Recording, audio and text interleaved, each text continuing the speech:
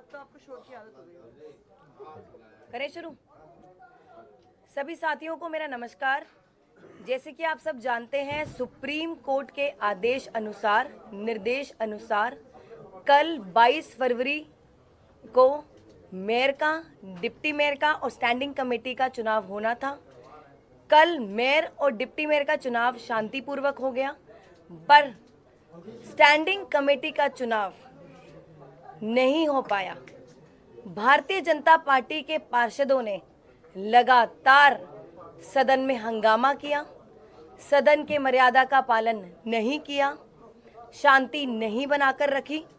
इसीलिए बार बार हाउस को एडजर्न करना पड़ा, जिससे स्टैंडिंग कमेटी का जो चुनाव है वो नहीं हो पाया। बहुत ही दुर्भाग्यपूर्ण है, बहुत ही शर्मनाक है जो भारतीय जनता पार्टी के पार्षदों द्वारा हंगामा हुआ, तोड़ फोड़ हुई, पार्षदों पर हमला हुआ, मुझ पर हमला हुआ, पोडियम को तोड़ा गया, बैलेट बॉक्स को उठाकर फेंका गया और कब्जे में लेने की कोशिश की गई, साथ ही बैलेट पेपर की जो बुकलेट है उसको फाड़ा गया। तो बहुत ही दुर्भाग्यपूर्ण है कि आज फिर वही सब हुआ जो कल शाम से लेकर पूरी रात तक से लेकर अभी तक जद्दोजहद हमारी चलती रही कि सुप्रीम कोर्ट के पालन का हम आदेश का पालन करें और साथ ही सारे चुनाव करवाएं, और उस पालन को, उस आदेश को पालन नहीं हो पाया। भारतीय जनता पार्टी के पार्षदों ने बार बार वेल में आकर हंगामा किया, स्टेज पर चढ़ने की कोशिश की और इसीलिए चुनाव टला। पूरी रात हम इस जद्दोजहद में रहे कि चुनाव हो और 13 बार सदन को स्थगित किया गया। आज फिर वही सब हुआ जो भारतीय जनता पार्टी पिछले 2.5 महीने से सदन को असंवैधानिक तरीके से और गैर कानूनी तरीके से चलाने की कोशिश कर रही थी। अभी भी संविधान की धज्जियां उड़ाई गई और सदन में मर्यादा का पालन ना करते हुए स्टैंडिंग कमेटी का चुनाव टला और आज फिर वही दिल्ली की जनता का नुकसान हुआ जो पिछले 2.5 महीने से दिल्ली की जनता के जो काम है नगर निगम के रुके हुए थे। इस वजह से अब फिर से दिल्ली की जनता का नुकसान होगा। हंगामे की वजह से, तोड़फोड़ की वजह से, और पार्षद जिनके मैं नाम भी आपको बताना चाहूंगी, रेखा गुप्ता जी जिन्होंने पोडियम को तोड़ा, अमित नागपाल जी जिन्होंने बैलेट बॉक्स को उठाकर फेंका और अपने कब्जे में लेने की कोशिश की, साथ ही जो बैलेट पेपर की बुकलेट है उसको फाड़ा। तो इन सब पर भी हम अगले सदन में जब हमारी बैठक होगी उस पर हम विचार करेंगे। और आज अभी थोड़ी देर पहले हमने सदन को कल सुबह तक 10 बजे तक स्थगित कर दिया। धन्यवाद। आप लोगों का कोई प्रश्न? ये सवाल लगातार सामने से आ रहा है कि आपने 47 वोटों में मोबाइल फोन्स का इस्तेमाल करने दिया, सीक्रेसी ऑफ बैलेट का वायलेशन हुआ, और अगर आप थी तो फिर मोबाइल फोन्स पे बैन दोबारा क्यों किया आपने? ये उनकी तरफ। जी देखिए, किसी भी एक्ट में कहीं भी नहीं लिखा गया कि मोबाइल फोन वोटिंग में बैन होते हैं, बेशर्ते वो साइलेंट होने चाहिए। तो रोका, कोई रिस्ट्रिक्शन नहीं लगाई गई थी और आप साफ साफ फुटेज में देख सकते हैं। मैंने कहा था आप अपने विवेक के हिसाब से मोबाइल फोन ले जाना चाहते हैं तो ले जा सकते हैं, नहीं ले जाना सकते तो नहीं ले जा सकते। उन्होंने बेफालतू में इसका मुद्दा उठाया। अदरवाइज हमने अपने वकीलों से भी सलाह ली, उनको कंसल्ट किया। कहीं भी ऐसा प्रावधान नहीं है कि मोबाइल फोन वोटिंग के दौरान नहीं अंदर ले जाए जा सकते। ये अब मतलब बिल्कुल शुरू से चुनाव कराने की प्रक्रिया को क्यों नहीं माना जा रहा, उसके पीछे क्या टेक्निकल कारण है, अगर वो समझा सकते हैं? जी देखिए, जो वोट डल चुके हैं हम उसको इनवैलिड कैसे मान सकते हैं, और कोई हमारे पास कुछ ऐसा लीगल रीजन या कोई वैलिड रीजन भी तो होना चाहिए था कि हम उन जो वोट को जो बॉक्स में डल गए हैं हम उसको इनवैलिड करार करें। तो हमको ऐसा कोई लीगल रीजन दे ही नहीं पाए थे वो पार्षद। बीजेपी ये भी कह रही है कि मेयर और डिप्टी मेयर के चुनाव में तो फोन अलाउ नहीं था, तो स्टैंडिंग कमेटी में क्यों किया गया? जी देखिए, मैंने आपको जैसे पहले बोला, कहीं भी ऐसा प्रावधान नहीं है कि मोबाइल फोन वोटिंग के दौरान अंदर नहीं ले जा सकते, बेशर्ते वो साइलेंट हो। तो वो तब म्यूचुअल अंडरस्टैंडिंग थी कि नहीं ले जाना। और अब जब सदन शुरू हुआ, स्टैंडिंग कमेटी का चुनाव शुरू हुआ, तब मोबाइल फोन पे कोई चर्चा नहीं हुई थी कि रिस्ट्रिक्शन लगेगी या नहीं लगेगी। और आपको ये भी बता दूं, 40, 45, 47 वोट डल चुके थे, उसके बाद भारतीय जनता पार्टी के पार्षदों ने मोबाइल फोन का मुद्दा उठाया। ये भी बहुत बड़ा प्रश्न चिन्ह लगाता है। तो कल जो सदन की बैठक होगी, दोबारा से चुनाव होगा या फिर जितने वोट पड़ चुके हैं उससे आगे? जी देखिए, जितने वोट डल चुके हैं, हमारी पूरी कोशिश रहेगी वहीं से उसके आगे से वोटिंग शुरू होगी। मैम लगातार, क्योंकि कल से आप लोग यही बात कह रहे हैं कि जितने वोट डल चुके हैं उसके आगे से वोटिंग हुआ। आपने 6-7 बार हाउस भी अच्छा 13 बार है। अगर कल भी यही स्थिति बनी रहती है कि बीजेपी दे आर सेइंग कि हमें स्क्रैच से शुरू करना है, 0 से आप 1 से शुरू करिए दोबारा। देखिए, भारतीय जनता पार्टी के पार्षदों के पास कोई लॉजिकल रीजन नहीं हुआ, कभी भी कोई वैलिड रीजन नहीं रहा अभी तक। पहले भी जितनी बार भी सदन स्थगित हुआ है, असंवैधानिक तरीके के लॉजिक दिए गए, गैर कानूनी लॉजिक दिए गए। तो अगर कोई ऐसा लीगल रीजन होगा तो हम विचार करते, कुछ ऐसा लीगल रीजन है ही नहीं कि हम उस पर विचार करते। नहीं, एक चीज ये है कि भाई आपने कभी ऐसा कभी सुना है? ये अपने आप में एक हास्यास्पद और तानाशाही पूर्ण मांग है। कहीं किसी बूथ पे वोट पड़ रहा हो और अचानक 100 लोग आए और वहां नारा लगाने लगे, कहने लगे कि साहब ये वोट जो अब तक पड़े इसको कैंसिल मानो और फिर से वोट कराओ। ऐसा कभी सुना है? मतलब ये क्या एक तानाशाही और गुंडागर्दी का आचरण है भाई। जिन लोगों ने वोट डाल दिया अपना, उसमें बीजेपी के भी लोग हैं, उसमें आम आदमी पार्टी के लोग भी हैं, उन्होंने अपना वोट डाल दिया ना, उनके वोट दोबारा कराए जाए, इसके कारण क्या है, क्या वजह है उसकी? अभी आपको मेयर साहिबा ने बताया कि भाई जो एक्ट है उसमें भी कहीं मोबाइल पर रोक नहीं है कि मोबाइल नहीं ले जा सकते। जबरदस्ती, क्योंकि हर चुनाव ये हार रहे हैं, मेयर में हार गए, डिप्टी मेयर में हार गए, स्टैंडिंग कमेटी में हारेंगे, तो हार से इतना बौखला। मतलब दिल्ली के 2 करोड़ लोगों ने हरा दिया, वो नहीं माना। मेयर में हार गए, डिप्टी मेयर में हार गए, वो नहीं पचा पा रहे। अब स्टैंडिंग कमेटी में हार रहे हैं, वो नहीं पच रहा इनको। तो मोटे मोटे तौर पे यही कारण है कि ये अपनी हार को पचा नहीं पा रहे हैं। दिल्ली के 2 करोड़ लोगों का जनादेश मानने के लिए तैयार नहीं है।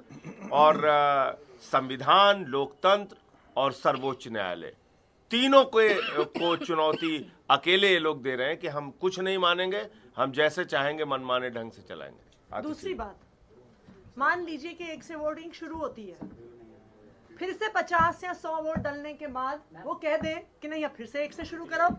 फिर से 50 वोट डलते हैं, वो कहेंगे फिर से 1 से शुरू कराओ। फिर 50 वोट डलेंगे, वो कहेंगे फिर से 1 से शुरू करवाओ। क्या आधार है कि 50 वोट जो डल चुके हैं उन वोट को इनवैलिड करार करके, उनकी काउंटिंग को इनवैलिड करार करके फिर से वोटिंग शुरू कराया जाए? ये कैसा प्रेसिडेंट है? आप हमें लोकतंत्र में ऐसा प्रेसिडेंट दिखा दीजिए कि बिना किसी कारण के जिनके वोट डल गए हैं उनको कैंसिल करार कर दिया जाए। इस आधार पर तो कभी भी चुनाव नहीं हो सकता, क्योंकि हर चुनाव के बीचों बीच भारतीय जनता पार्टी खड़ी होगी, 200 वोट के बाद करेगी नहीं जी अब 1 से कराओ, अब फिर से 1 से कराओ। तो बिल्कुल लोकतंत्र की धज्जियां उड़ा रही है बीजेपी। मेरी भारतीय जनता पार्टी से एक अपील है, दिल्ली की जनता के जनादेश को स्वीकार करिए। आपने 15 साल एमसीडी में शासन किया, अब दिल्ली की जनता ने आपको बाहर फेंक दिया है, आपको चुनाव हरा दिया है, आम आदमी पार्टी को भारी बहुमत से एमसीडी में जिताया है। अब एमसीडी में आम आदमी पार्टी की सरकार बनने दीजिए, 5 साल हमें काम करने दीजिए, यही लोकतंत्र है। अगर हम काम नहीं कर पाते हैं तो 5 साल बाद दिल्ली की जनता हमें निकाल के आपको फिर से चुन लेगी, आपको फिर से मौका मिलेगा। लेकिन दिल्ली की जनता के जनादेश को स्वीकार करिए और लोकतंत्र का सम्मान करिए। ये पॉइंट बोल दो सर, ये आई नहीं रहा क्या? ये दिल्ली का जो चुनाव हुआ था उसमें भी आप देखिए कि एमसीडी का जो चुनाव हुआ था उसमें साफ तौर पे लिखा हुआ है कि voters can now carry mobile to poll booths. Poll booths के ऊपर वोटर जो है वो मोबाइल ले जा सकता है। ये दिल्ली का जो निर्वाचन आयोग है जिसने एमसीडी का चुनाव संपन्न कराया था उसमें लिखा हुआ है। तो अगर ये कोई सिक्रेसी का वायलेशन होता तो चुनाव आयोग क्यों कहता भाई कि आप एमसीडी के चुनाव में अपना मोबाइल लेके जा सकते हैं? चुनाव आयोग को आपत्ति नहीं है, यहां जो चुने हुए पार्षद हैं उनको आप कह रहे हैं कि नहीं मोबाइल लेके नहीं जा सकते आप। और इसके पीछे की मंशा क्या है, मन में क्या है तुम्हारे, क्या चोर छुपा हुआ है आपके मन में, बताइए ना। एक आदमी अपना वोट देने गया, वोट दे के बाहर आ गया, उसने किसी को वोट दिखाया नहीं, उसने अपनी गोपनीयता को भंग नहीं किया वोट की, तो आपत्ति किस बात की है? मोबाइल लेके नहीं जाओगे, शर्ट पहन के नहीं जाओगे, टी शर्ट पहन के नहीं जाओगे, मतलब ये इसका कोई मतलब है?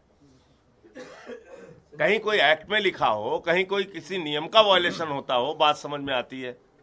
कल के मुस्कुरा के नहीं जाओगे वोट देने के लिए, रोते हुए जाओगे, घुटने के बल जाओगे, ये कोई इसका मतलब है? संजय जी, आप भी की बात पे वो कहते हैं कि क्रॉस वोटिंग का डर सता रहा है आम आदमी पार्टी को और अपने सुप्रीमो को फोटो भेज रहे हैं। तो हमको क्यों क्रॉस वोटिंग का डर सताएगा? किस बात के लिए डर सताएगा? आपने देखा नहीं अब तक? मेयर में कह रहे थे हमारा बनेगा, बुरी तरह हार गए। डिप्टी मेयर हमारा बनेगा, बुरी तरीके से हार गए। एल्डरमैन को वोट करा लो, सुप्रीम कोर्ट ने तमाचा मारा। इनकी किस बात पे आप लोगों को भरोसा करने, आप लोग बताइए किस बात पे भरोसा कर लिया जाए? किसी एक बात पे बताइए जिस पे भरोसा कर ले। और ये वही भारतीय जनता पार्टी है जो एक हफ्ते पहले कह रही थी आम आदमी पार्टी ने उनके पार्षद खरीद लिए हैं, ये भी आप याद रखिए। तो ये बिल्कुल स्पष्ट है कि भारतीय जनता पार्टी चुनाव कराना ही नहीं चाहती। वो या तो कहे कि हमने उनके खरीदे, अब वो कह रहे हैं उन्होंने हमारे खरीदे। भाई एक चीज तो डिसाइड करिए, रोज रोज आप नए बहाने बनाते हैं चुनाव ना करवाने के। क्यों? क्योंकि जो भारतीय जनता पार्टी की एमसीडी की चुनाव में हार हुई है उसको भारतीय जनता पार्टी पचा नहीं पा रही है। हमारा उनसे एक ही आग्रह है, दिल्ली की जनता के जनादेश को स्वीकार करिए, 5 साल विपक्ष में बैठिए। ट्वीट किया था। अच्छा देखिए, एक और बड़ी मजेदार बात बता दें। कल हमारे 150 वोट थे, 150 वोट पड़े।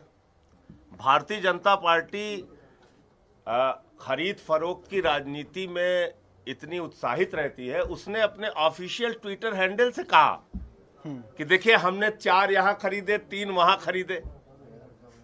मतलब आप सोचिए, वो पार्टी खुश होती है बताने में पूरे देश और दुनिया को कि देखो हम दुनिया की सबसे बड़ी और सबसे भ्रष्ट पार्टी है, सबसे बेईमान पार्टी है, कि देखो इनको 150 वोट तो मिल गया, ठीक बात है, लेकिन हमने 4 यहां खरीद लिए, 3 वहां खरीद लिए।